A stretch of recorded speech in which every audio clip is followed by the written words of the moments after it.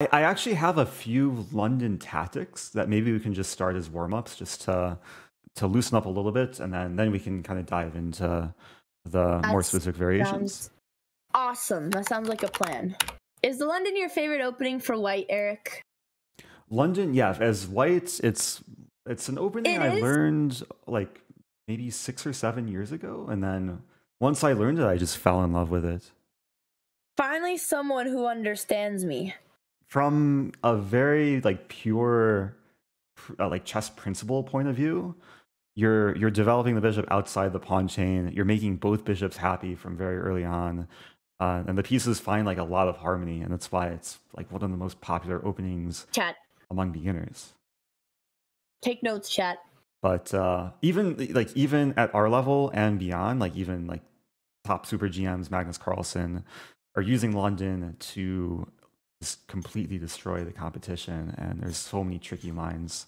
Yeah, I try to study their games, but it's always like really novel ideas, and then I forget about them. But I've been trying to diversify my London repertoire.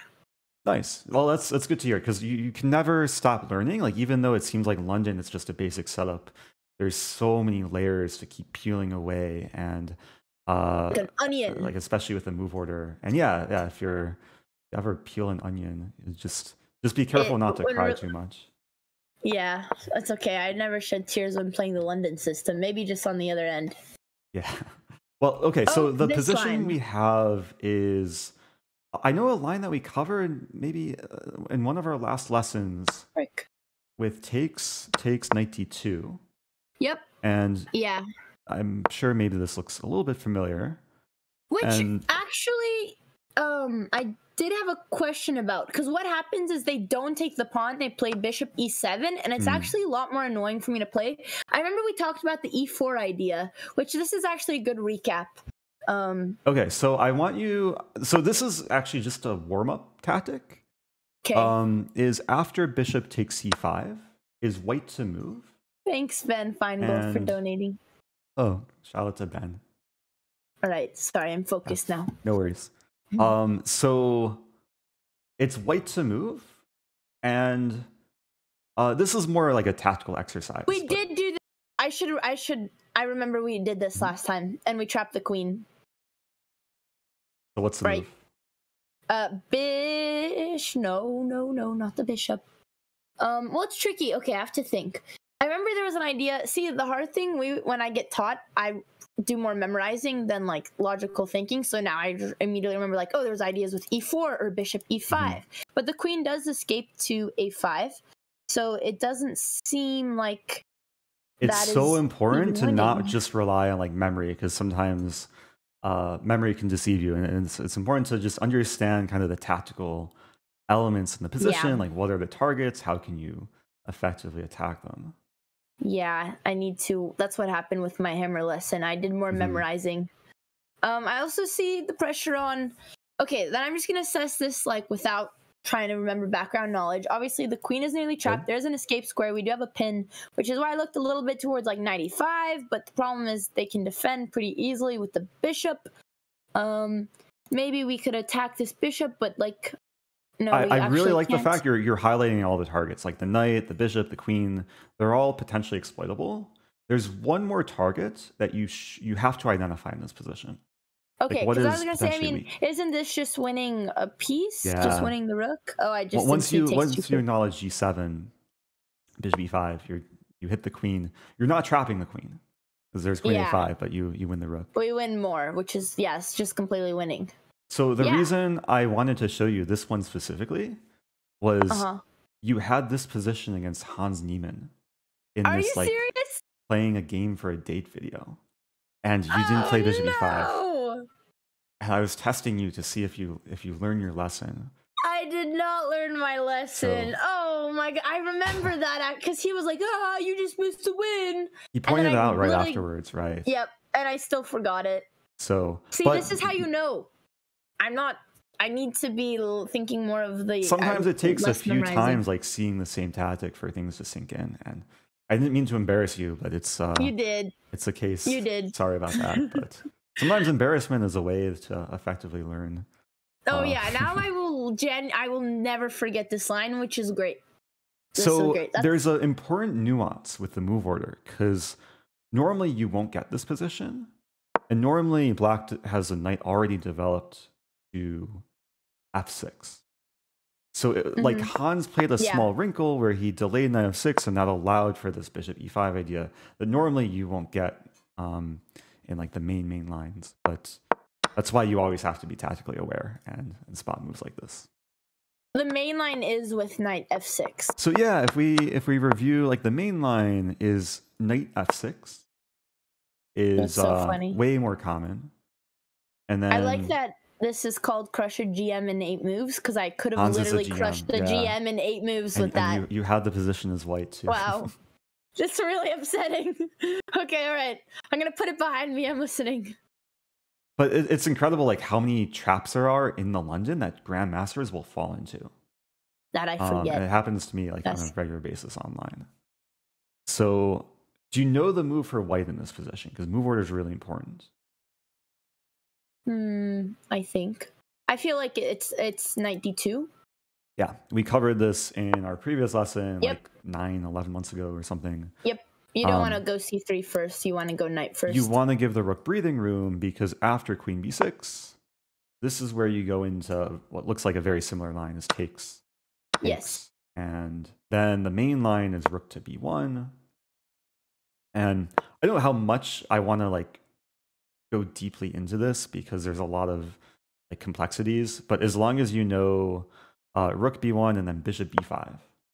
Yeah, I would just ask you about the bishop e7 line, because I think the main line is taking on c5, and that one's easier for me to study, but it's bishop e7 that a lot of players have been doing. Right, so, and as far as I know, okay, after e6, white castles. Yep. And bishop e7 is the most played move at, like, the top level. Okay. Maybe, okay, But interesting. maybe bishop c5, it's playable. But after bishop e7, this is where you play, like, the stockfish alpha 0 novelty. And, like, it's a relatively new move. It's not e4. No. It is. Oh, okay. It looks like e4 isn't playable because there's 2 attackers and 1 defender, but the resources are just incredible for whites in this position. I only remember this because we did this last time, but I still need to understand the move properly. Yeah. Yeah, the way to understand this is white's trying to, like, disturb black's development, basically. Like, black's king is still in the center, so you're trying to create enough tactics and initiative to prevent black from completing development. And it turns out it's bad for black to take the pawn. Is it because bishop e5 fork at the end? Because there's actually a really incredible move here. This is a line where you trap the queen. We did do this too. Okay. We did look at this, but I would be impressed if you remember it, because the move looks completely I think I know it. I think I have it. Knight c4? Knight c4, yeah. Yeah. You just give away your knight. And the point is you have rook b3, and you trap the queen. Oh, not bishop. So bishop e5, bishop e5 looks like it traps the queen. The problem with this move is it allows queen takes e4. And then after takes, black gets 3 pieces for the queen. Got it. So rook b3 more effectively wins material. I'm really glad we're reviewing this. This is good. Yeah. Yeah, like, once in a while, like, the more you review this, hopefully the more it'll, like, stick in memory. And then as long as you kind of understand the main ideas too, hopefully you'd be in a position to, like, figure it out during a game. So then can we also take a quick look at bishop takes c5? Because I may have gotten mixed up, because I think it was the main line. So maybe it was bishop takes c5 that I was struggling. But I think I also honestly forgot to play that trap in real life, in online games, against bishop e7. Yeah, so when the bishop comes to c5, this is actually where, like, going back to your game with Hans, you can employ this resource, bishop to e5. And got it. And just it's multi-purpose. You're not winning g7, but you're having ideas of just damaging the structure. And okay, the queen has to move here or here. Take queen a5, looks natural. And then probably simplest is just take on f6. And the black king is not going to have a safe place to go. Yeah, that's okay. That's pretty simple. Makes sense. And whenever the queen has removed itself from c3, one of the most thematic breaks in the position for white is c4. Where you try and just get rid of black's d5 pawn. You if takes, you can activate your knight. You also have ideas later of knight b3 and putting more pressure on everything. I was gonna ask, is knight b3 like we want to trade that knight for that dark squared bishop, right? So yeah, it's a very very likely to be a major threat, and you couldn't play knight b3 right away because it would hang the bishop. So c4 also defends your bishop, so you're preparing this. Okay. Yeah, this is very logical, and I've seen not even this line, but I think it might be in some of the Jobava positions where we end up taking Jobava London. I've been trying to play that where we take on c5, and they also have c4 ideas, which sometimes I struggle with because once black has too much of the center, I don't really know how to play those open positions. Which maybe we could look at one of those later. But yeah, that'd be helpful to see an example. But For this line specifically, it's good to know of this pawn break, and even if the queen takes on c5, then usually whenever you get the chance, you want to play c4 because it's a way to make progress and just maximize pressure against black. Okay, and let's say they just played normally, like let's say they played bishop e7 here. Yeah, bishop e7 is a fine move, and the position is still chaotic because you're down a pawn. But you have some nice initiative, and I think the continuation would be still knight b3. So you can kick around the queen. And the queen's going to be a target, and also knight on c6. So there's queen here or here. We could look at queen. My main question, and this is kind of, thanks Dagmite, for other similar positions, is when to know if you're supposed to remove the pressure in the center. I mean, obviously right now you can't because your bishop would be hanging, or if we're just supposed to leave it, but let's say like after they castle, the rook might be coming here. Like I always take right away and then maybe go for like some knight d4 stuff, or maybe knight d4 and then take. But yeah, I was curious how you would play that. So the point here is you're making threats in such a way that you're preventing black from castling. So if black gets in castling and rook d8, and then you're on the defensive, then something has already probably gone wrong. Got it.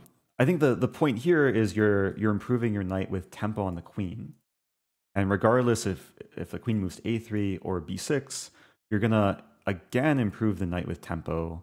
Like let's say queen b6, you play knight d4, and here you're pressuring c6, and again, black can't castle because you're ready to take, unleashing the rook. Yeah, so that there's so many ways you sense. can generate initiative here. Interesting. Okay, no, this makes a lot of sense. I don't think I've definitely been misplaying this line because I don't get in these positions and I play the first like 7 moves correctly. Well, it takes a lot of accuracy, and sometimes, like if you're playing a lot of blitz and bullets, you don't necessarily have the time to really slow down and gradually consider your options. But like if you're playing a longer game, it's very pleasant to play this as white because you have a lot of like attractive looking ways to put the pressure on black. Awesome. Okay, this is perfect. This is a great recap of this main line.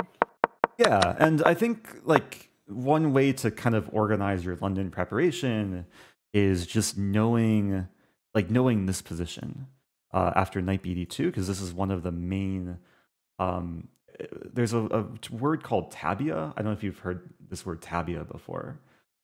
It's like a TABIA position. It's one of the mainline positions where things can branch out. And like black has a lot of options. We just looked at queen b6, but there's a lot of different moves for black that actually, this is perfect. This is literally what I wanted to look at. Like, so bishop f5 and bishop g4 is what I wanted to look at. Because I know, I've been looking at your recent games in the London, and I've seen you've reached this position several dozen times.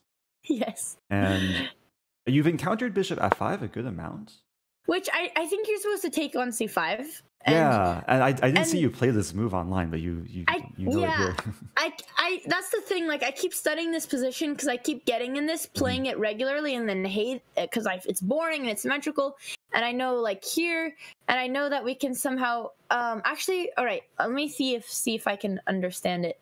Yeah, so it's Bang. very important to play the next move for Yes. white because black's ready to Yes. take and be happy. Yes. I'm trying to think if it's either knight b3 or it might be something else. I know. Okay, no, I'm getting the. I'm pretty sure. I like What the would they fact that you do? pointed out knight b3 because it's good to understand why knight b3 is not Doesn't the work. best move. Because it looks like you're just defending the pawn, but Yeah. black has a nifty approach is just to take the pawn, and then Yeah, after and the takes fork. queen a5. Yeah. Yeah. Which this is confusing me because in one of the Jobava lines we actually let them go for that fork, and there's a way that we can defend against it. And I was just thinking about that position right now. There's a different resource here. Rather than directly defending the pawn, you can create create other types of threats. Knight d4 is a really nice move because you're hitting the bishop and you're pressuring the knight. Like one major threat is bishop b5 here. Yeah. Okay. Yeah.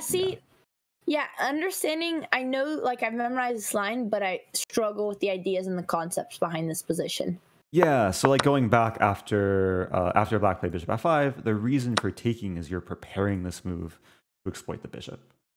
Got it. And it's really worth remembering or like understanding too, because I can't tell you how many strong players have just walked into this against me as black, and a lot of players will play bishop g6, just trying to like hold their ground, but then white has bishop b5, and again with initiative, this is just crushing. Tempo. White's winning material here, as far as I know. Most people will play rook c8. Oh, okay. I know how this wins because then we take and we fork. Yeah, just to show for chat. Takes bishop a6, so rook gets trapped. Rook a8, there's bishop e7. So. And what if they defend with queen c8? Yeah, if queen c8, then black is kind of subjecting themselves to passivity, and they still haven't won back the pawn. And now you can just defend the pawn with b4. Oh, okay. This is very convenient. C3 if necessary. Bring your knight in. E5 isn't possible because you take. So everything's under control for white here. This is a great review. This is good. Yeah. So especially, I think we're covering at least some of the lines that you'll encounter most often. So yeah, for sure. One more thing: if knight d4, the best move for black is to take the pawn. But then you're very happy to snag the bishop pair. Trade the bishops. Oh, this is the position. Yeah, this is a similar position. I don't know if d4 is an idea here. Maybe not because they have this. But like when I just don't have the pawn on d4, I really struggle playing these positions. Yeah, so here there's no reason to be like too confrontational. As white, you can just calmly complete development. Bishop d3, improve the bishop, attack the pawn. Black will probably play g6 to defend. And yeah, you probably don't want to play c4 because it allows d4. And the thing to understand here is black has an isolated d-pawn. So whenever the opponent has an isolated pawn, one of the most important squares to control is a square right in front of the pawn. So I'm assuming knight b3 is an idea. A move like knight b3, or like to start with c3. Just ensuring nothing, like the pawn can't advance. And once you blockade the pawn, then it's going to be a long-term weakness. Eventually, knight b3. I usually like to put the queen on f3, rook on d1, castle, and white has a really nice setup, and the bishop pair, and better structure. So yeah, this is very useful. Like this c3 move is another move I memorized just because I'm like, in London you always push c3, but when I studied it, I don't actually look at why am I doing it, which you should. Yeah, if you understand the threat of d4, this is very logical.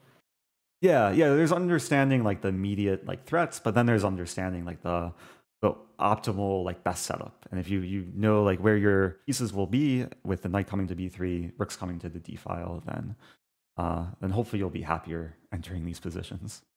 Great. I need to just actually start playing these lines in games.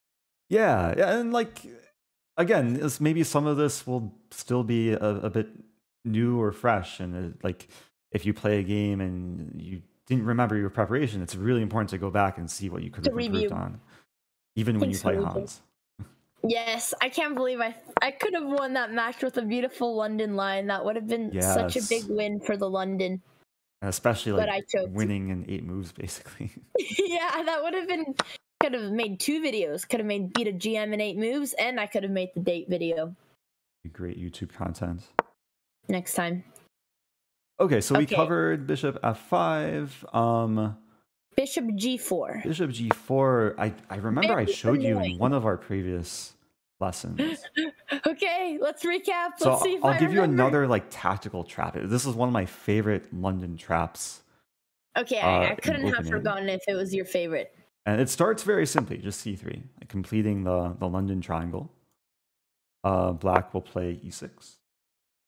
And then the move I like to play is not the main line. Like most GMs play queen b3. Yeah, but the move which I is enjoy what is I've been playing. Oh, I forgot about this. Yes, because I keep playing queen b3 because I understand as soon as the bishop pins you, you want to get your queen out. This is always like the most common move. But yeah, you play this move, which I did forget about. There's nothing wrong with queen b3, but queen a4, like it'll trap a lot of even strong players. Because the most natural move for black is a blunder here. Most natural move is bishop d6. Queen. Oh, I was gonna say queen c8, but that's not natural. Like, yeah, queen c8 is probably like one of the better moves, but white to move here. There's one winning move. And the funny part is we've done this before and I forgot it. Okay, try and address like what are the potential targets, what are white's resources. Okay.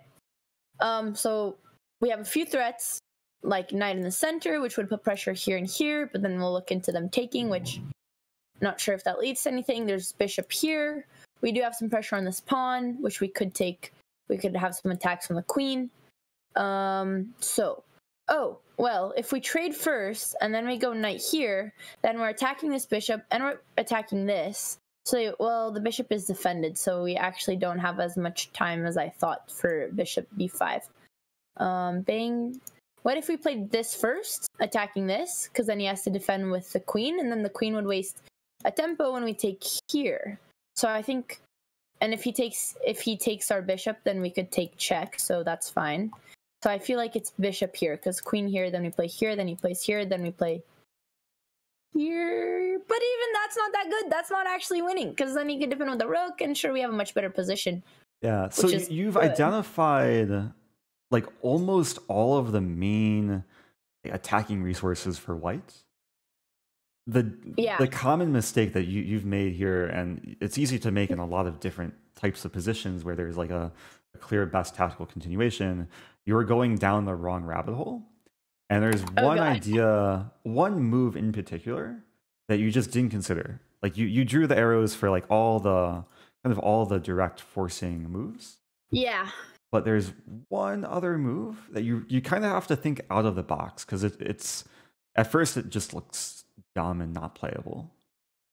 Trick, it's bishop a6. Oh my gosh, I remember this so vividly. You showed me this. I was so proud of this. I played it for like 2 weeks straight, and then it just completely slipped my memory, and I never played it again and forgot about it. Yeah, and that's okay. That's okay. But like that's why we're like review is good, and like hopefully like someday you'll get this in the game, and then it will never slip your memory. No, this is a very important reminder, because what happens with the London, because it's the only opening that I play for white, which whether maybe that's unhealthy or not, I forget to look for new ideas, because I just am so used to all the basic themes, which is knight in the center, maybe pin here, maybe bishop trades, that I never really start thinking out of the box, because it just becomes like all instinct. Yeah, like if you start like trying to explore and find new ideas, it can make just the position way more exciting, and it can make your games more fun too, because then you'll be having more fresh positions rather than kind of the same old every game. Yes. And just to explain, like the reason why this works is we hit the pawn, and we just want to take the pawn. Like if rook b8, we take and then take. This is great. I remember this. All these lines. I'm not gonna forget it. Pawn. And if takes, we take and hit everything, and it's a super fun position. So if you want to review this further, our last London lesson, it's on YouTube. You can rewatch the video. I Okay, share all the I lines. will. I'm yes, I will do that. Cool. I will. And chat, you guys hold me accountable. If you see these lines on the games and you don't see me playing the best move, then make sure to give me the finger. All right. Yeah, What hopefully about the index and if they finger. played Queen C8 in that position? Oh yeah, so yeah, we can just go. We forgot, but I'm really Sorry. grateful for your patience, and I'm also really happy that we're reviewing because these are such good lines. And yeah, I played them for a little bit, remembered our lesson, then just forgot and never reviewed. Which I actually did some London studying, so I should have went back to those. Yeah, it's sometimes sometimes you just have to shift the mindset too. That like you're gonna review your lines. You're gonna like with every game you play, you'll see what you could have improved on. Yeah, Queen C8. This is where you can basically unleash all the arrows that you were drawing earlier, like this knight e5 idea, bishop e5. Because of course bishop a6 doesn't work, but you have. I'd probably start with knight e5, and you're. Up here. Yeah, you're hitting the bishop. If the bishop moves back, then you can just increase pressure. Now you have 3 attackers against a knight. Oh yeah, now we're just winning a pawn. And looks like white's just winning a pawn here. Easy. Okay. Okay, got it. It will be ingrained in my brain. So hopefully that covers, like we've covered Yes. the 2 main bishop moves. So if you ever have like an OTB game and your opponent touches their light squared bishop, you'll automatically like be confident and prepared. Back to this moment. No, this is very helpful. Even though it's review, this is very important. This is like literally the stuff that I have been struggling with in most of my recent games. So maybe we could play like a couple blitz games where you do stuff that we never discussed before, like your favorite London counter attacks or something. Yeah, I'm curious maybe how you would play against my like anti-London as black and see where that goes. So yeah, if you want to like play a game, like video. I don't know if you have one like how to defeat the London, but I know you're known for traps and gambits, which probably aren't all against would. I don't know if it would all still be the London, but I want to see your best weapons against the London. Well, I have one really dirty weapon. Okay. Which I'm actually curious if you've seen before. Okay. It's better to just show me it. We'll play it out in the analysis board because I don't want to play a full game with this. But I want you to play as white. Nice of you. Okay, sounds good. All right. I'm gonna be black. Okay, let's see it. Oh no, I hate. Ben did some of this funny business. Actually, I have a feeling like it's this stuff where you're trying to go for like this, which I actually don't have a counterattack, but I just don't think it's good. Okay, you've passed the test. Knight f3, fine move. The thing to know here is don't play e3. Yep. e3 loses a piece by force. Oh, I've definitely fallen for this. I'm trying to think. Black to move and win the bishop. Yep, there's something silly with the pawns, and it always gets me. Oh, I think it's like you go for this. e5. No, it's. Wait, but if I take with the bishop and then you attack, I come here. Oh yeah, that's it. Yeah, we keep going. Yep. So basically, black will control all these squares with the kingside pawns. I've fallen for this a few times, but now I play knight first. Yeah, as long as you play knight f3, or you can be safe and play h3 and give your bishop room.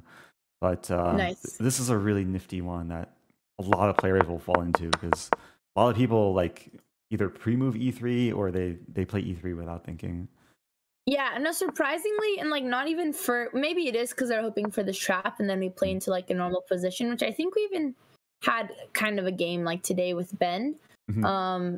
Maybe it wasn't this stuff, but he definitely did have some h5 pushes, which I don't know if there's like any main lines against this, but like this setup, and I try not to allow this by just unpinning. I think if you just play normally as white, it's not something to worry about it, but I don't know if there's any specific lines. I would say just play normally. Like the thing to understand, black kind of wasted a tempo in the opening, like moved a pawn hoping for a trap, but they're not really improving anything with h5. If you want to be a bit more ambitious, you can play a queen's gambit setup. Let's imagine like this, and then I even know what black does. Like knight f6, you could now you can play e3 because you're controlling e5 with a knight, and eventually play c4 knight c3 is a bit more active. Okay, even if they go for bishop g, well here. Yeah, bishop g4 you have h3, so. Okay. It's weird. Some positions with bishop g4, like h3 is not a good move. I mean, of course, when the bishop still has the square. But even sometimes when they take on f3, I feel like my queen is misplaced. Yeah, you in general you'd be happy with the trade because the way you can think of it, your queen is activating for free, and black lost 2 tempi just to trade off the bishop, and you got the bishop pair. Okay. So a lot of reasons to be happy with bishop g4, bishop takes f3. Okay, sometimes awesome. Your queen can even come to g3 and create the battery. So I want to see if I can remember this Jobava position. Do you play the Jobava London a lot? Or against certain move orders. Okay. Yeah. So let me see if I can remember how it goes. Here. G6 knight c3 or not G6 lines. So D5 is it even? Let me think. D5 knight c3. It's okay. D5. This is Jobava, right? Knight c3 on move. Okay. And now they go here, and you have to do this. Aha, yep. This is it. Okay. And okay, this, and now we're supposed to take, and they do this, right? Yeah, this is the theory. You might be able to teach me something here because I have not studied these lines for either color. Okay, I was gonna ask you a question about it. So, the one thing though, like if they play this move order, one of the key ideas when you play Jobava London is knight b5. Yeah, which there's in cases this position, where it's not effective, but in this position, it's really nice. Oh wait, maybe it was. Because maybe I messed up the move order then. If you can play knight b5 and black has to respond with knight a6, you get a situation where it's really hard for black to remove the knight because there's no a6. The knight is constantly tied down to defending c7, and you can get a setup with c3, a4, and your knight is really well supported. This is already exactly what I've studied. This is exactly what I've studied. But there is. I'm trying to think then what is the line we're supposed to take? Because I know pretty much you do knight b5 against nearly everything. Well, no, here you have to do e3. But here, if they don't do any c5, it's always knight b5. I'm trying to. No, I feel like, okay, I'm very curious if it's knight b5 still in this position. So it's important, like next time you encounter something like this in the game that you realize you haven't like been prepared for, or you forget your preparation, then you got to make note of it. And maybe it's okay, I think it might be I think what it is, I think d takes c5 is just slightly better. Well, I don't know, also because on the eval bar, d takes c5 is just a little bit better than knight b5, so it might just be theory. Maybe not, maybe it is, or maybe both are playable at some point. Now both look playable, actually. Wait, it might be. Oh, I was gonna say if they play knight c6. So if knight c6, then white's already winning. Yeah. There's no knight a6 and. Okay, actually, I need to do more research on my lines before I show you, so never mind. Okay. I think both are playable, but there was a very specific. Maybe my book just said to take there, but you could also do knight b5. But I actually do have a question of that whole line that we looked into since we pulled up the Jobava. I was really proud of this. Let's say, like, what's the most common, G6 or D6? In this case, probably E6. E6, and then we go, we can either do this or this. Well, I'll just put in a couple moves. Sure. It was funny, because I thought this was fantastic. And then I showed, it's because I don't know that you could take here. But I'm going to turn off eval, because it's directing my train of thought. Let's just do this. When do they get this knight? Somehow it's weird. In this position I didn't get this, but I showed this to Hammer, and what happened is they attacked my knight, which I think I misplayed this for black because my knight is not going to move in this position, and like you're supposed to reroute to c2, and then Hammer was like, well then how is this a better London, because your knight is just actually worse placed. And I was like, yeah, that's a good question. Which might, so I think I'm playing, I don't know if you know the Jobava idea as well. It's up to black to solve some of the problems. I'm realizing here you might be able to just start throwing punches with queen a4. Yeah, okay. And Yeah, this you're is I'm not. threatening some deadly double checks. And then Oh, if queen d7, which looks very normal, just neutralize diagonal, then knight f3 and knight e5 is coming. There's not a great wow. way for black to Okay. stop it. Yeah, so I think I'm not supposed to play normally. What if they did like 97? Turn off Yeah, knight this. d7 is a better move. But this should already be like a nice opening success because the knights are like this knight is sidelined. This knight had to move twice to a passive square. Okay. You have knight d6. I don't know if you want to play it so soon, but just develop and Yeah. maybe start applying pressure. But you should definitely be considering these moves. Okay. This is interesting. Yeah, I think what happened is I would play it as a normal London, but this queen a4 move I haven't looked at. So I'm glad you brought this up. It's a good resource if you can combine like queen a4 with the knight coming to e5. Perfect. Okay. That's all I needed for the Jobava. Cool. All right. Some 3-0 games perhaps? One yeah, or two yeah, or three? I'm down for that. All right. If you want to send me a challenge or I can send you a challenge. Okay, all right. I'm going to mute, put on my techno tunes and really try to focus. Okay, go for it. I'll mute myself too, just so I don't I'm going to try to beat you. Just want to get one win. Okay. Okay. Good luck. All right, sounds good. I'll start the game right after. Sounds good. And now it's time for... Okay, time for anti-London. So I'm gonna first go into the move order that we reviewed, this like bishop f4, and just make sure she's playing the right move order. And I'm gonna play a line that we haven't looked at yet. Is knight c6, and after knight d2 is to take the pawn. So it's a small detail, a small deviation.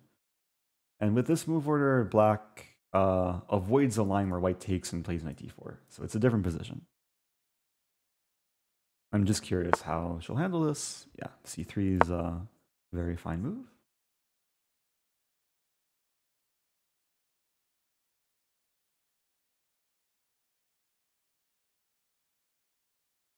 And what I'm playing right now is like my serious London tournament preparation. As far as I know, bishop e5, it's not the main line. Like queen b3 is the main line. Ooh. Interesting.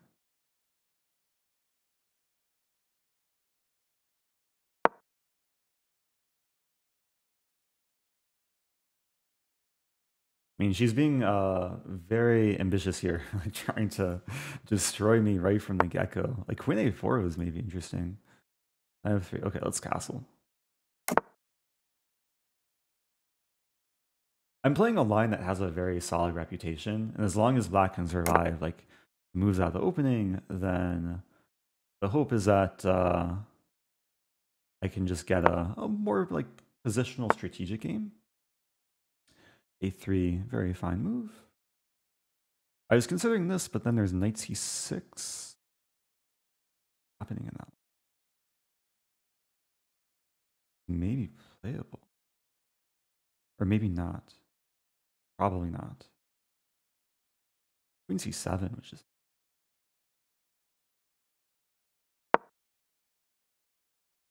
I think the queen is better placed on c7. Getting more tension. And if... So now if a6... Are we playing 3-0? We're playing 3-0. But it's unrated, so she can't farm me. I think I'll play a6. Because earlier she had knight c6 hitting my queen, but here we trade. I got the bishop pair. And I strengthened the center a little bit, so now the plan is to play c5.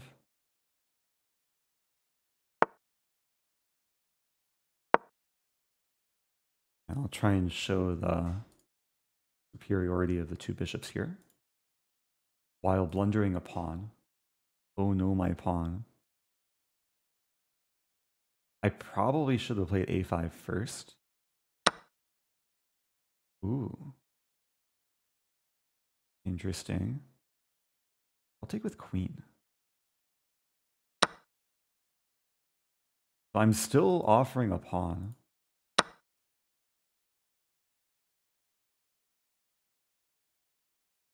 Hmm. You actually played this quite cleverly. This. Oh no! Wait, things are about to get really messy. Takes and knight d7, and then everything's hanging. Okay, that was kind of scary. Let's go back to c7. I'm down a pawn, but okay, there's still some issues for white because now I'm threatening f6. I have f6? No, f6 a previous move. There was knight d3. Yeah, so we can call this a battery pin. The knight is pinned by the battery. Knight d3 doesn't help because there'd only be one defender. I'm not sure how white deals with this threat. Ben Feingold's favorite move. Ah. Now f6, there's knight d3. Bishop c5. On here. Dirty flag me. I'm still down a pawn. But I like the compensation. I want to play bishop c5 eventually. Thankfully, I'm up on time. I go pawn grabbing. Let's play this idea, this and this.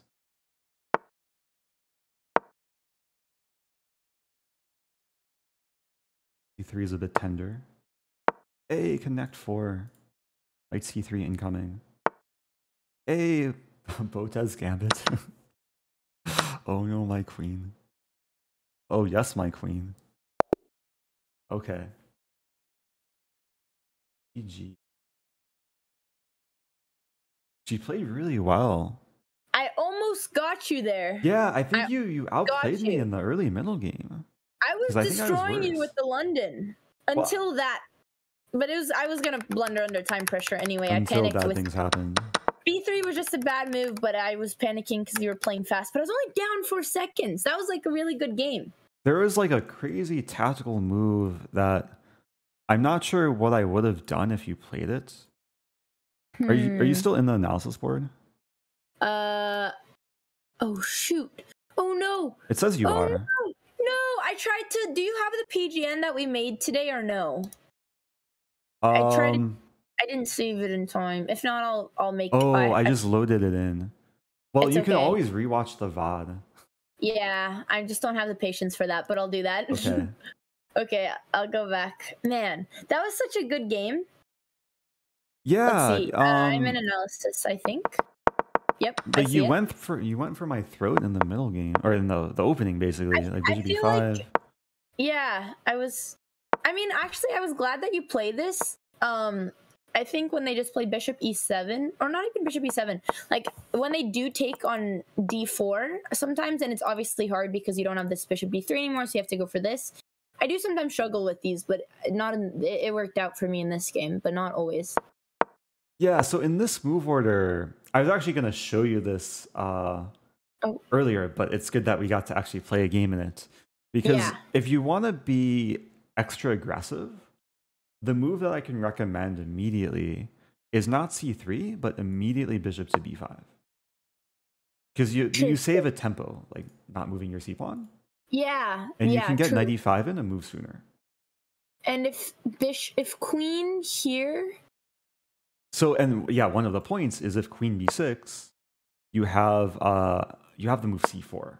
And this is a way more aggressive approach where... Look at this! I've never seen this before. It resembles more of a queen's gambit. Yes. It can get really complicated because, okay, d4 looks hanging. Black can also take. And you don't lose your bishop, but you have the move a4. Now the point is you're ready to recapture with the knight. And this is a very nice move order. Yeah, from white's perspective, it's actually really pleasant to play because black has some issues to solve. Yeah, okay. That makes a lot of sense. Yeah, so bishop e5, just delaying c3. And actually, I saw you had a game. The one game I found where you played this move was against Kurt Schneider. My God, I I should have showed you this. Yeah. He, like, before a match, he went and prepped, and he was determined to defeat my London. Okay. And he found a move that, like, computer-wise wasn't the best move, but to find the refutation was so hard for a human, and he just destroyed me. It was like a 2-3 hour match, and I played the same line every game, and he kept playing the same dirty lines every time, and he literally crushed my London with it. Yeah, I'm not sure if I have the game. I mean, I could pull it up, but I honestly think if I look at it, let me see. I was going to show you the main deviation you should have played. Yeah, in that game. yeah. Show me. Because I think you played like C3 or castling, but the move, because you reach this position, and the move to play is knight e5 right away. Immediately. Yeah. Which I don't know why I wouldn't have done that. This makes that's what I was looking at right now. Yeah, so this is the same position that we had, but we had the inclusion of c3 and rook c8. And the difference here is that if I play rook c8, which it's actually a blunder, because same idea, same trap. It's the same tactical motif, yeah. Yes. Knight c6. There's so many strong Rosen, players that walk into this. Nice, good stuff. Okay. So yeah, black already has to be like really careful, and yeah, the main line here is queen b6, and this is where you go for the same idea: c4, dc4. You defend the bishop, you win back the pawn. Awesome. Okay, this is very helpful. Next time I rematch Kurt, we'll play this. I'm glad you played this, because I struggle with these lines. I can just never remember because the games are just so many London games. They all well, we're looking at London from a very like kind of high level perspective, where it's not just knowing the basic setup, it's about reacting to what black is doing. This is great. Awesome. Okay. So maybe real quick, I'll just share the move I was scared of during our game. Is we both kind of got a solid position, and then I didn't realize my a pawn was just hanging. I was really happy when I realized, like, because if I would have taken you now, you could have went c4, but I was pretty happy with the takes line. Yeah, taking I think is nice. Is like nicely accurate. Oh, maybe I had like a fork. Oh no, not here though. So you take check. Okay, I was scared of the potential for knight d7, so I was kind of scared of rook takes e4. I was just looking at that, yeah, but I think your attack on knight f3, rook takes, we fork. You move the queen, let's say here.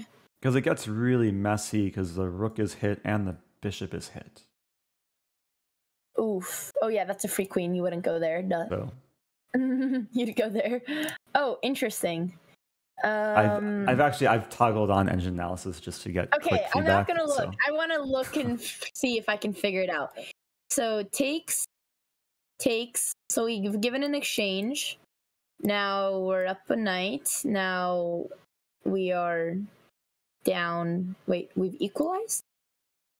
We've equalized here. We got a knight and a rook, and we gave a knight and a rook. So yeah, now we've equalized, but our knight is hanging. Oh, this looks really good. Yeah, because then you take and you're attacking the queen. But let's say the queen moves here, and isn't our knight trapped? But we can't actually take the knight. But I feel like our knight is trapped. My guess is this is winning for white. Rook takes. Is it? So yeah, so the thing to keep in mind, you're already up a pawn. Yeah. It's not the move. But it's not. But no, it is. It's not completely is. winning, but it's one of the best moves. Oh yeah, it did work. Because it basically simplifies everything. Like if I take with bishop, knight d7, and it leads to just a ton of trades. This is nice. Queen c6, you can take, and then there's some weird lines actually. Apparently you can get away with this. How does this work though? Yeah, we don't need to look at this computer BS. My brain.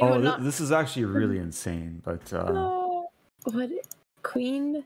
So yeah, because after rook d8, you can calmly just move your bishop back, and then after rook d7, you fork. Fork. Oh my goodness! It's so hard to calculate that fully. Yeah, that's insane. But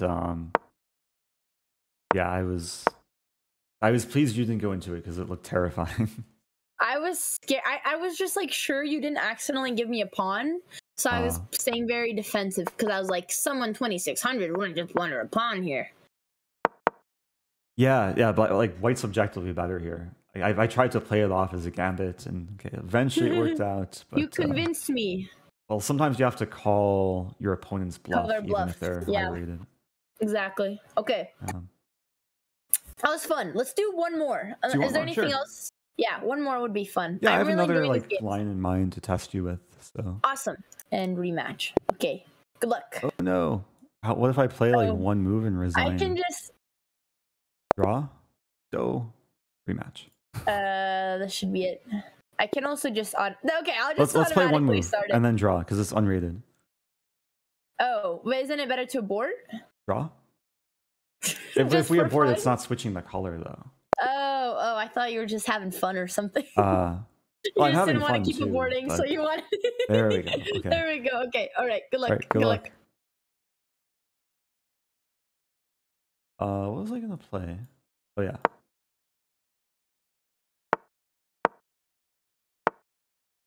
I'm gonna play this one. It's funny to see the just facial expression reactions. Yeah, let's see how she handles the main line.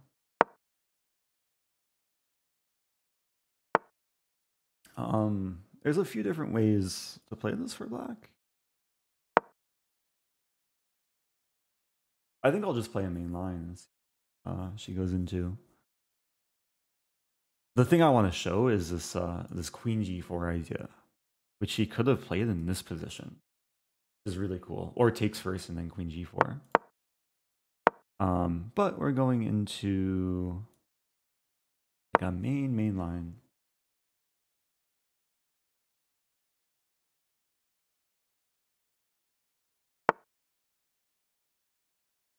Oh, bishop e5.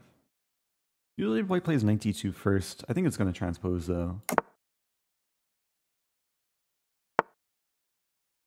Yeah, wow. So I play this as white. Debating what to play here.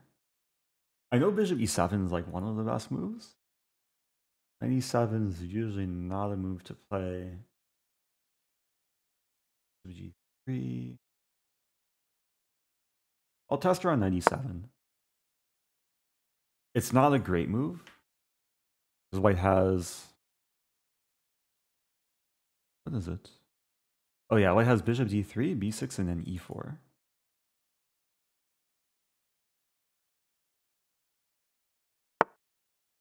Wow.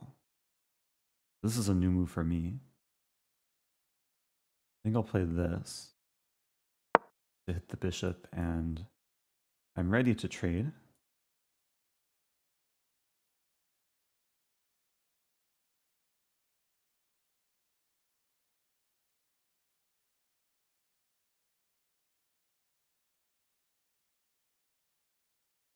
Yeah, one of the points of knight e7 was to leave the bishop staring into empty space. And it would have been a bit more precise for white to move back to the center. Now, yeah, it's already a little bit difficult for white. Like, white either has to admit the mistake and lose 2 tempi with the bishop, or trade, which also loses time. But I'm not sure if I can like easily punish this. I'm thinking b6. b6, knight e4. There's also queen c7. And eventually e5. Queen c7. We might end up trading, but the point is to prepare e5. Ooh. c4 looks enticing. Trap the bishop. 5. I think I'll play e5. In the event that we trade everything, yeah, a lot of pieces will come off the board, but it looks like a nice positional transformation for black. Because white will lose a d4 pawn, and black will have a slight space advantage.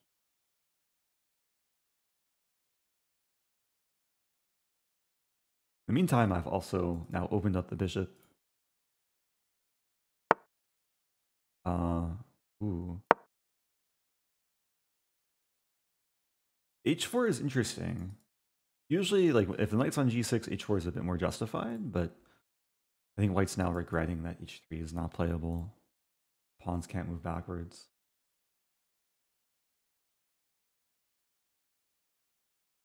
Oh, hello to Sazanka.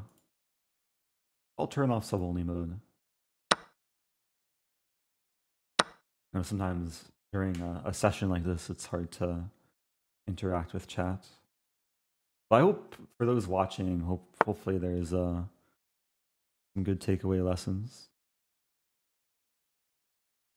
Or play rook d8.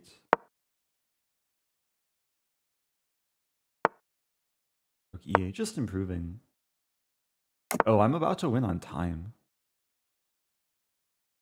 Let's try and checkmate before I win on time. No mercy here.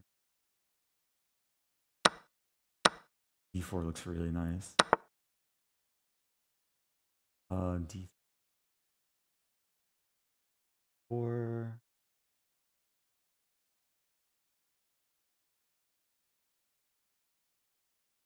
To do here.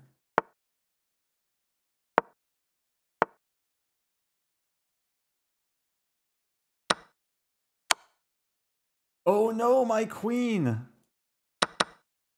I'm gonna win on time though. Wow, she's unleashing lots of moves. Don't hurt me. I missed the tactic. Early Qc7. Oh no, her queen.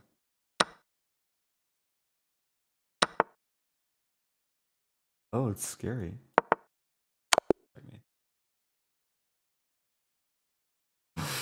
Man, she went full beast mode there. A lot went wrong there. If I would have had some more time, I would have demolished you, however. Yeah, you went full beast mode. I panicked I panicked a lot in the opening. That was not theory at all. But I've just been enjoying these games, honestly. Oh, they're fun games, yeah. This opening, I think you maybe confused yourself a little bit. I did. I was trying, you know, like when your dad, have you ever been at a chess tournament? It's like your dad's hovering behind you watching your games and like you want to impress them. That's kind of what I did. Because I remembered this famous game where bishop h4 was played, definitely not this position, and it was like a really great move. And I was like, I'm going to play this great London game and woo my coach. And it was just a terrible move. Just too much pressure. Yeah, there's cases where bishop h4 is a great move, but there's also cases where it should not be played. Bad here. You end up losing time. I was also playing bishop b5, which typically I'll just play knight d2, bishop d3. But I was also like, I'm going to try to woo my coach because I know the top players sometimes play bishop b5. And the most I'll probably learn from this since I don't actually know how to play it. Yeah, I was actually happy to see bishop b5 because this is one of my favorite lines to play for white. And you're in the analysis board, right? Yes, now I am. Yeah. I'm pretty sure we covered this in our first London lesson or our second one. So it was about a year ago. Did. I asked you about this queen c7 line. You played this, which, yeah, we did. This is a famous... This also rings a bell. Magnus Carlsen had this position as white. Yeah. And he played a brilliant game that actually a few days ago I played Title Tuesday. I had the exact same game up until like move 18. Is it? It's not that crazy game where like the queen's here and like the knight's here. That's a different one. Yeah, I mean there's a lot of like really nice Carlsen games in the London. He played a game where his opponent played knight e7. Yeah. And the move to play here and the whole thing to understand is usually like the main line in London is with the bishop on d3 in this position. Wait, wasn't it? Okay, sorry, you should explain the concepts, but was it bishop takes, queen takes, pawn takes? No. Damn it. Okay, all right, continue. Yeah, that's a little bit different. But okay, continue. Usually your bishop is on d3 rather than b5. Yeah. So if black plays knight e7, you can play bishop d3 here, and it's like an improved mainline London because the knight is a bit misplaced. We did study this. Yeah, and b6 is the most common move. This is what Carlsen played Grandmaster Bosiocic, and now, strong GM. Oh my god, studied this position from our game so many times because you get into like that interesting kind of middle game where it's like you trade off the queens. Well, and it's like there's a difference because you have a tempo. But it's honestly just memory. Initiative. Like white starting with e4, every single move from white is either a threat or capture until white is completely winning. This is ringing a bell. We're threatening e5. So the line actually flows really nicely. And again, you can watch the video on YouTube for a review, but the line usually white or black takes, you take. And after the trade, you're hitting the rook.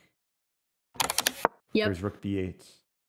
And then white keeps initiative by taking the pawn, which hits the bishop 3 times. This is the tactic. And then there's like a trick here because you think like bishop takes g3. Yeah. And then there's a very important move here. This move matters a lot, which is I do. No, I studied this. This. Oh God, was it bishop takes? Okay, let me think. 1 second. Oh God, I'm panicking. Yeah, this is still the Carlsen game. So Carlsen had this as white. Yes. Okay. What was it? Bing. It's good to see that you've definitely studied this before. Wait, no, I was thinking it's like this. Okay. So this idea can be like completely winning in different types of positions, but bishop h7 just doesn't work here. Yeah, I need to just. Queen. I'm still remembering from memory, which is bad. I need to just think, because I mean, like if we just address this position normally, I mean, if we take right away, it's not that good because he takes here. And he gets the pawn, but I do know. Yeah, you don't want to overthink this too much. Okay, so it's just takes. So this is what Magnus Carlsen played. Good job. But there was a better move. H takes g3. It's like the most natural, simple move in the position. There's a position where it's like there's. I'll explain, because this position, I have an improvement over Magnus Carlsen. Yeah, I remember this. This is why I'm so angsty, because I remember you specifically. We looked at this and you're like, I found this crazy line that Magnus missed, and I was like, oh my God, that was so cool. And I forgot it. But the thing is, my improvement, it's only very subtle, and it's likely to transpose back into the Carlsen game. The improvement is just to create an opportunity where black can blunder. My improvement is queen takes queen. You allow bishop takes f2. And it looks like, okay, like black can... because c6. It's c6, yeah. So after rook takes queen, c6, and white is much better here. There's knight d5, but there's going to be some like rook d1 and c4, and you're holding on to the c6 pawn.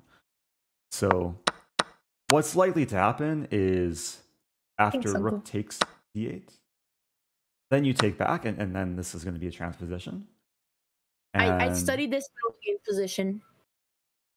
Yeah, so when you take back, you're hitting h7, and you're still up a pawn, like black hasn't recaptured yet.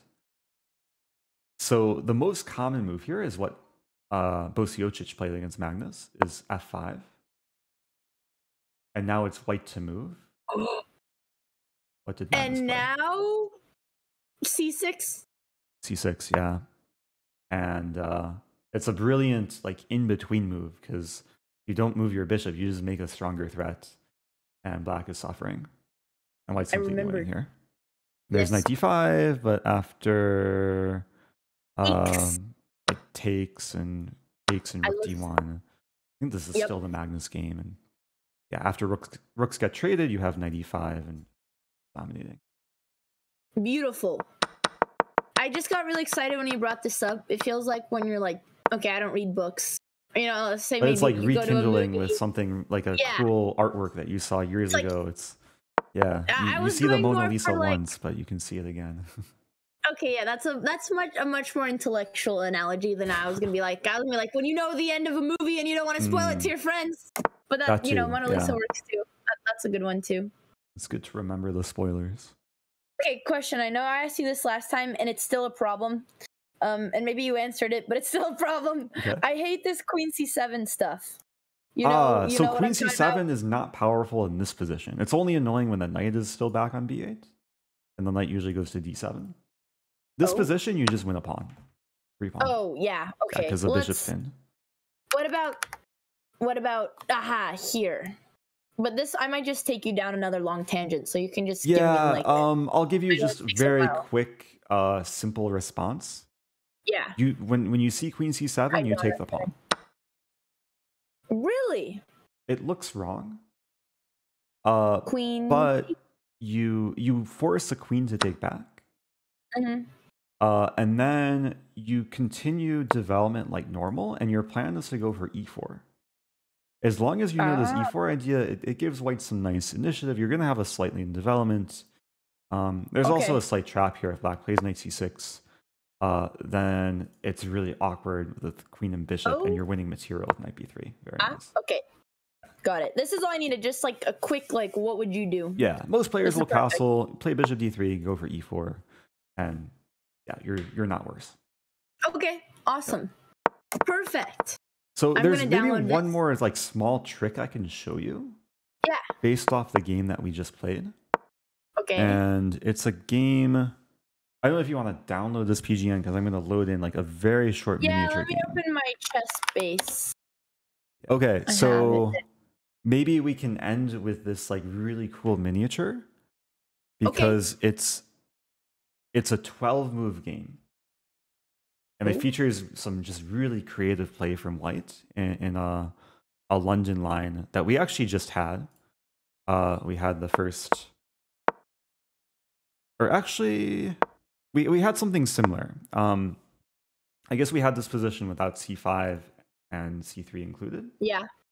The concept will still remain the same. So in this position, or in the game that I'm about to show you, there's a really cool move that you usually don't get to play, but it's queen g4. I don't know if this rings any bells, but yes, and it deeply upset me. It's nice, but it's so hard for me to remember how to play. Yeah, it's only like this specific move order when black lays knight f6. We have to remember this. I'm gonna put it in my chess base. Okay. An easier line, if you want to like relieve the tension first, you can take and then play queen g4.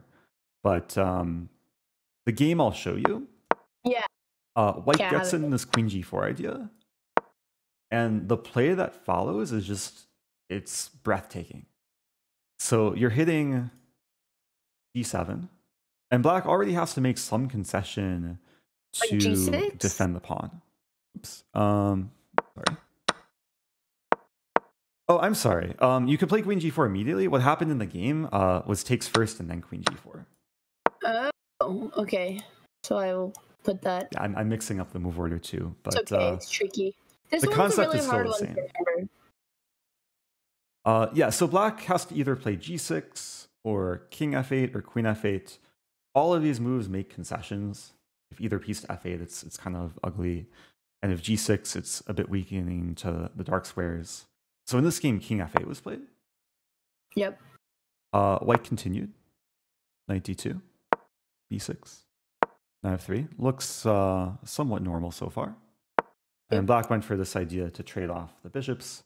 So it's a very obscure line, and it's not worth like memorizing this specific line. It's just kind of admiring how white wins this position. Is after knight e5 first, improving the knight. f6. This is where the magic begins to happen. White does not move the knight, but plays a really kind of artistic move, is queen f4. Interesting. So nice. Defending the knight by pinning the pawn, but also aligning with the queen. So of course white is threatening what move? Knight g6. Knight g6. And yeah, black has to defend, so black plays king f8. Now white plays another really cool move, because now it looks like white's in a little bit of trouble because the knight is pseudo-pinned to the queen. But instead of moving the knight, white plays queen g3, hitting g7. Wow. So black plays queen c7, keeping the tension on diagonal and defending the pawn. As far as I know, white played one more move and black resigned. Wow. And the next move is just it's such a rare tactical idea. But hopefully you can find it, or maybe someone in Twitch chat can find it. Okay, now I have to find it. Let's see. Bang, bang, bang. Oh, I think I got it. I got it. It's this. Yeah, knight g6. This is so nice. Normally, like this wouldn't work, but you're taking advantage of the Good fact job, Ekmek. is you hit the queen. Black doesn't have time to take the knight, and when the queen trades, then you take back, unleashing the rook to pin the h-pawn, and black's rook is just trapped. This is nice.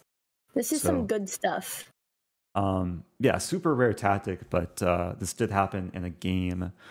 Playing white was Grandmaster Bauer, so rated over 2,600, and black was rated almost 2,300 FIDE. So I'll save this to my model games. Oh, Sag, it's not on. It's not on ChessBase for online games, but I'll find it. I guess I can just copy and paste it. It was in 2014. I could just load in the clean PGN. It's okay. I'll put it in. No worries. Okay. Anyway, hopefully that gives you some inspiration. Yeah, and I will actually. We don't need to go over the other move order. But I will review because I actually remember. And also, what is your YouTube video? That's so if you just search on YouTube, Rosen Botez London, it's the first two results. Okay, There's awesome. one 9 months ago and one 11 months ago. Wait, were they the same? Oh wait, we had two London lessons. Yeah, this is our third London lesson. Yeah, we've had so many London lessons, and I'm still trash. But you're improving every time. It's interesting to like see the progress from lesson to lesson. That's true. Because when I showed you some of these lines the first time, like they were brand new, but now like you have some knowledge of them existing. You just have to fully, I'll take that. Understand them. Oh, this is awesome. I will link these in chat. Okay, I did not know that. This is so great. Awesome. Okay, chat. I'm gonna share them with you guys as well. I'm gonna give them my thumbs up and come back to these because I know like that queen line is in here, so I won't make you go over it since I have the resources, and I'm not gonna do what Alex did to Hammer, where he gave her all his notes and then she just never used the notes and she kept asking him. So I'm gonna use my notes, teacher. Yeah, sounds good. And if you have like just one-off questions, like you play a game or you want some recommendation against a line, just feel free to reach out. I'm even happy to have like a mini like 5-minute lesson if you ever like you encounter something you don't know. So sounds awesome. You're the best, Eric. Thank you so much. One question: are you playing any like rated tournaments coming up? Any plans to make a comeback to like rated OTB chess? That's a good question. I was really sad. I was training and preparing for a tournament in December, before Botez Abroad, and it was my last like opportunity to play North American Junior because I was making the limit and I could have had really good chances at Women FIDE Master. And then I had to do college apps, which were due at the end of at the end of December. So I didn't do it. Yeah, so I kind of sacrificed getting a title for potentially getting into schools, which I'm not going to get into. So now I have to rethink my plan, but maybe in a couple months I would really like to like stream the whole experience instead of doing a chess travel show. Maybe do it where we're training. But we have to figure out how to integrate it into content because it's just hard taking time off to compete for chess right now. It is tough also like competing and trying to do content on the side. I tried to do it last month and it's very difficult. But how did it go? It was very refreshing to like just play OTB chess. I played in Gibraltar. It was like the battle of the sexes. Oh, Alex and I won, but we weren't good enough to qualify. But we wanted to play in that, I think. Yeah, I'm sure. Usually, it's like a big open tournament, so there might be opportunities to play next year. It was, exactly. No, we knew it was open, but it wasn't this year because, stuff. It was super fun, like super well organized, and I got to play the London a couple games, and preparation worked out. That's awesome. I'm still recapping my videos on YouTube, but I'm looking at that right now. How? Oh, so you were just you were just posting. Did you vlog the trip at all?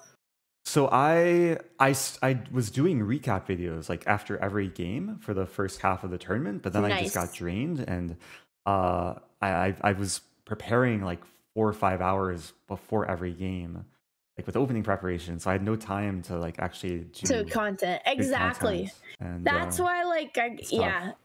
That is really the hardest thing, because if you want to make good content, like if you, I mean, you could just, not be as committed to the tournament and do half priorities, but like no real chess player would want to do that. And it's just, if you actually want to do well, you have to dedicate every waking moment to preparing for the games. And it's so hard to feel like, you can prioritize other stuff.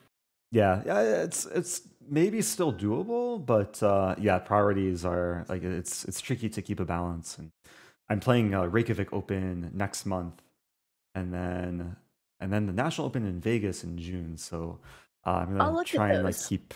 keep trying to find the best ways to play and do content.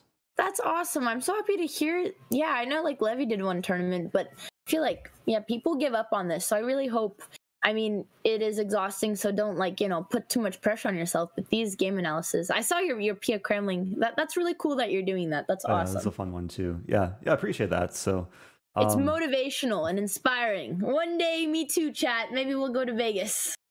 I could play the Vegas one. That one's like a big money it's like prize, a right? big chess festival. So I'm actually looking forward to that one because there's going to be a bunch of side events. So I might Oh, not play the whole thing or play the main event, but there's blitz, and I might give a simul yeah. there. So That's so. that should Oh, be you're gonna do fun. a simul. Oh, I'll look into that one. Is it Vegas Open or what is it? VegasChessFestival.com. Okay, I will look into And that. yeah, I went there last Awesome. year, and there was very good turnout, and it's well Awesome. organized. It's in Vegas too, so Awesome. Well, I hope you the best of luck. thanks so You much. Yeah, this deserve is super like fun. millions of subs. Your videos are great. I will be studying that London. Thank you for preparing and taking the time to train me. I really appreciate it. It was a pleasure. Yeah, all the best. If you have questions, feel free Okay. to reach out, and yeah, we'll be in touch.